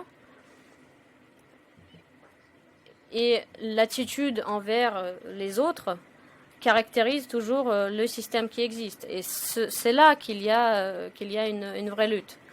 Et je pense qu'il y a des métastases qu'on constate un peu partout. En Hongrie, par exemple, il y a des problèmes très sérieux dans les Balkans aujourd'hui. Et cette confrontation entre la liberté et le diktat, c'est là qu'il y a la vraie lutte. Donc c'est là qu'on doit établir une feuille de route qui est, à mon avis, très simple. C'est de démontrer que la liberté, même si elle apporte beaucoup de problèmes, beaucoup de complexité, beaucoup de confrontation aussi, dans une dictature, il n'y a pas de problème de cette nature. Mais malgré tout cela, la liberté est beaucoup plus productive. Elle vous donne beaucoup plus. Elle vous donne beaucoup plus de conditions de produire toutes sortes de choses, des idées, de livres, de création d'art, de production économique. Et donc la liberté est toujours meilleure pour le niveau de vie. Et c'est cette conversation globale entre ceux qui soutiennent la liberté et ceux qui soutiennent le diktat. C'est ce qui se passe dans notre pays. Et c'est là que se trouve le cœur de cette guerre qui est menée aujourd'hui contre l'Ukraine, mais aussi contre la société russe et contre la société bélarusse. C'est la lutte de la liberté contre le diktat. C'est une lutte existentielle. Bien sûr, il faut prendre en compte le Parti communiste de la Chine, ses pouvoirs, de ce qu'elle est capable, etc. Au XXIe siècle, en protégeant la liberté, nous devons tout d'abord comprendre que la liberté est plus efficace. Je tourne vers les organisateurs, mais je pense qu'on va arrêter maintenant cette conversation. Il me reste à vous remercier d'abord d'être venus si nombreuses et si nombreux, à remercier Russie Liberté et à vous remercier vous surtout pour ces échanges vraiment passionnants. Merci beaucoup.